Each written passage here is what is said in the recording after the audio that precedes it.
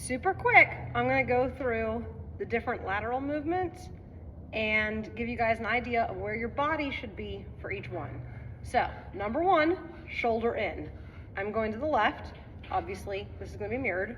So, your hips should be in line with your horse's hips. Your shoulders should be in line with your horse's shoulders. You're going to step into your inside stirrup for a fundamental shoulder in. If we're doing a fancy shoulder in, that's a slightly different, but if you are learning the movement and you're watching this video, you are probably doing a fundamental shoulder in, which is foundational. We're just getting the purpose. We need the horse's rib cage to axial rotate this direction to get left bend. So I'm stepping into my left stirrup. I want my left hip lower than my right hip, okay? So my hips are going to be facing straight. My shoulders are going to be turning, but the horse's general movement of their whole body is diagonal that way through the horse's body. So my hips are going to have a slight diagonal movement, even though they are pretty much aimed forward. We still have a little movement that's kind of that way through the hips.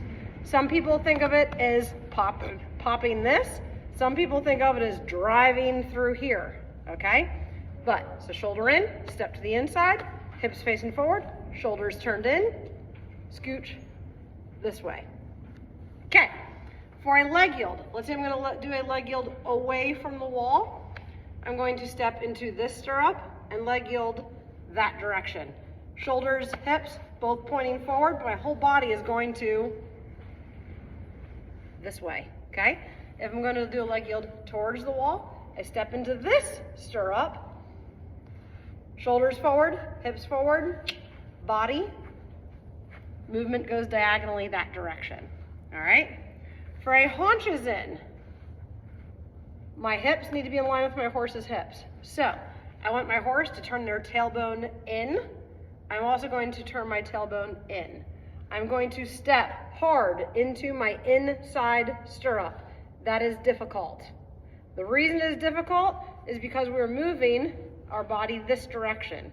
It is much easier to move diagonally when the hip that's advancing is higher, right? That's what makes haunches in so complicated for some people, is because you need to step down into this hip while moving into your lower hip. It's okay if the hip actually comes up, as long as you're stepping down into the stirrup. But that's confusing, because you can step down into this stirrup even though this hip is kind of coming up, right? And then again, chest pointed forward, tatas, straight ahead, booty, show it off to the middle of the arena. That's your haunches in, okay? That's why this movement is a little harder for riders, because they tend to want to slip to the outside as they're like hugging and kicking with this leg to bring the haunches in. We don't want to do that. Step here, this leg can wrap back and hug, but it's just going to touch, touch, touch, and you want to touch the horse in time with their outside hind. So as you're moving, as you're doing your diagonal movement, it's going to be a little bit like this, right? As you touch the horse and you're moving your body across. Half pass, same thing as haunches in, you're just going diagonally. So I was just doing this for my haunches in.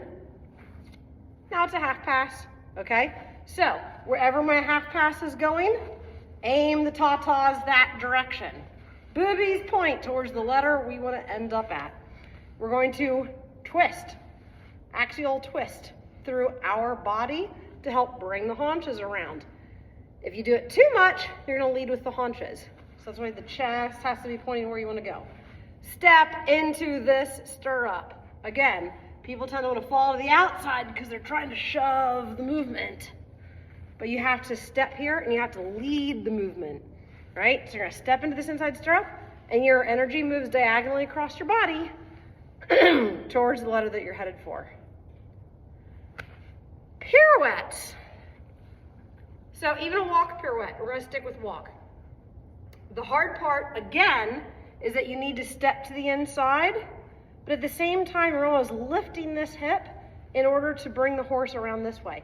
Now, Whether it's a walk or a canter, there's not a lot of undulation through the spine because the movement is so collected, it's practically on the spot.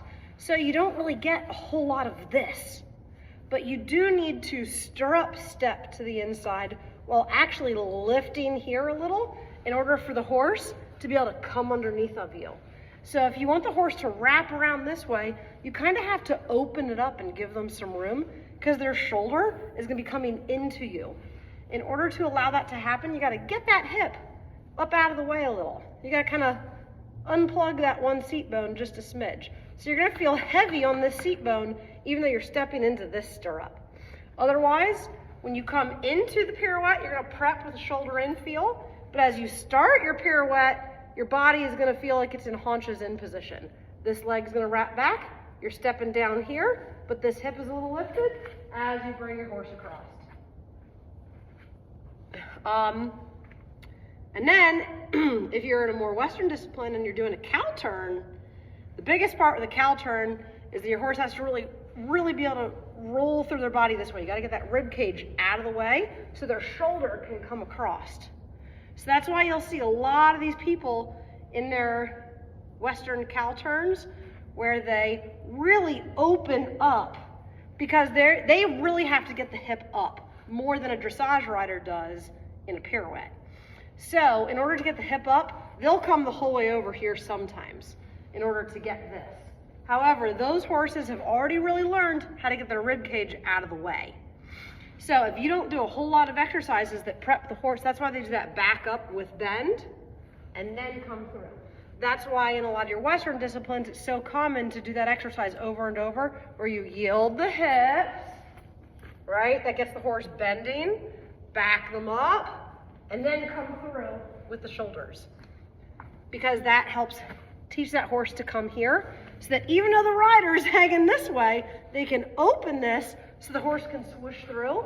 And now once they've changed directions, their cow's on this side, they're already over top of this leg to start creating their new bend. So that's why even though the mechanics are similar, the riders look totally different. It's because of what they want to do afterwards. So in a pirouette, it's a little more important to stay down here because we want to maintain the collection. And when we come out of the pirouette, we might be going, so if I pirouette into the camera, we might be then going into a half pass, right? Or some other bendy type movement where we're maintaining this bend. In a cow turn, as soon as you come through, whoosh, now they're changing the bend to the opposite side. So it's okay if they get over the new leg early because they're changing the bend at the end of the turn. Once you get to like third level dressage, the reason I said earlier about like a fundamental shoulder in is once you get to a higher level, okay, so back to shoulder in, hips go forward, shoulders turn, but now your horse is advanced enough that you don't have to babysit the bend, right? So when we say bend through the rib cage, it's actually axial rotation, right? So if we're doing a left shoulder in, we want the rib cage to swing out to the right a little bit. That's why in the beginning we step down into this inside stirrup to help swing the rib cage out. But once you get fancy enough, now your horse knows how to bend correctly without you babysitting it. So you can ask for your shoulder in, or you keep your hips straight, you bring your shoulders in, and you step into your outside stirrup. You also, at this stage, hopefully know how to go like this while stepping into this stirrup. Much, much harder than to step into this stirrup, right? So in the beginning, I want all my students stepping over here in order to help them learn this, because this is the important part that nobody gets, or that at least nobody teaches, right? Some people just get it. They do wonderful. Other people don't just get it, and they're the ones that never progress no matter how many darn lessons they take. So I want people to step here so they can do this. But once you get good at it, and once your horse gets good at it, then you can stay into this leg, ask for the bend, and you can still shoulder in this way. And then when you want a half pass, kaboom! You step into this leg, you start taking your body this way instead, and your horse will go from a nice, big, impressive shoulder in to boom! Big, swanky half pass. because now you're really leading the horse with your weight. So you can lead them this way with your weight. You can lead them this way with your weight. You'll hardly have to do anything different with your hands and legs because you already have the angle and the bend in the shoulder in. You're then going to take into your half pass. So I know some people get all hot and bothered over changing the aids as we progress. However, if you are trying desperately to step this way into your shoulder in, chances are you're never going to get your horse to bend correctly through the rib cage. It's only once horses really learn to come here and riders really learn to get this, that then they can step into the stirrup and still maintain all of that. Most riders aren't ever going to get there and don't really care. If you're not trying to score 8s when you're shoulder in and your half pass, just stay into the stirrup. It's fine. You'll still get both movements. If you get to where you're trying to get this, right, this, then you need to teach your horse to come scoop you up off just slight weight aids. But honestly, when you get to that point, it's so easy to change it. It's very intuitive, it all works. But only if you already got this and boom. If you can't go back and forth between shoulder in, and half pass, half pass. If you can't get that, you're not gonna get the rest. So get that part first. And once you can get swanky with your hips, then you can step into the direction of travel instead of the direction of bend, which only changes for shoulder in and leg yield. Every other movement is the same thing. Wow, this video is so long, nobody's gonna actually watch the whole thing. 12 minutes, all the lateral moves. You got this, go.